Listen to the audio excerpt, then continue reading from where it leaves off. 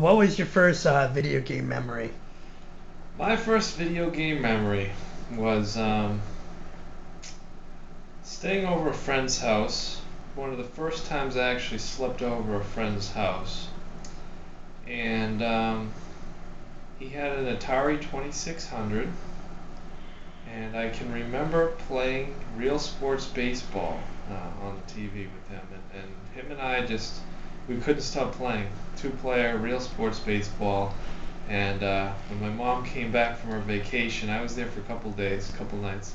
And when my mom came back from her vacation, the number one thing that I wanted, I don't remember the time of year, if it was near my birthday or Christmas, but the number one thing I wanted after that was an Atari 2600. What is like your favorite retro game of all time? It's a tough question, Spence. Got a lot of favorite games. When you're talking old Atari, it's, Atari's going to be hard to remember that far back, but I'll go up one generation to Nintendo Entertainment System. And a lot of great games on that system, but I always enjoyed Metroid as a one-player game and Contra as a two-player game. Do you like what video game companies are doing now with bringing back retro games like on like for download and everything?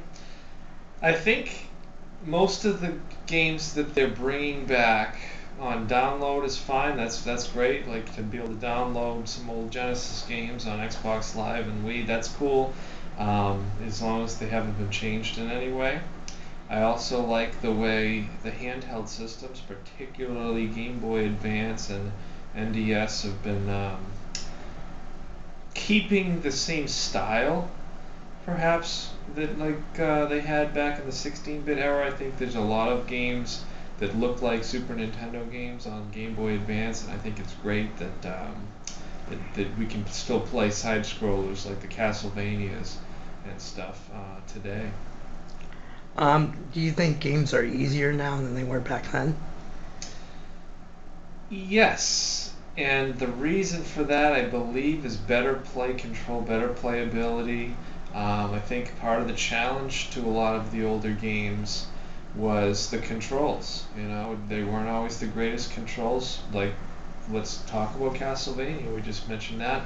You know, nowadays, you know, you can whip your weapon in different directions, and back then you could only whip it sideways, you see, so it's a lot easier to hit enemies above and below you now because you can control the direction of your weapons.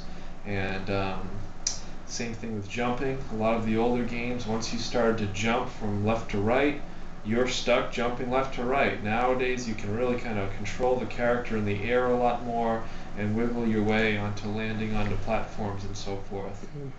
One more thing that is a lot easier, I think, today is the games seem to be a lot more generous as far as where you respawn after you die. I think back in the old days, a lot of times if you died, you had to start the level over again. And I think a lot of players found that frustrating, and the designers and developers today seem to be a lot more lenient on the respawn areas. Now, do you think is nowadays who play Halo and Grand Theft Auto, do you think they should go back to the roots of gaming and see what where it all began? Um, well, first of all, I think it's a great experience to do that. It's kind of the reason I started the Understanding Video Games course here at LaSalle. Um, I also can't, honestly, I can't imagine a young gamer starting off on a console with 8 buttons. You know, when we, you know, particularly myself, started off with one stick, one button.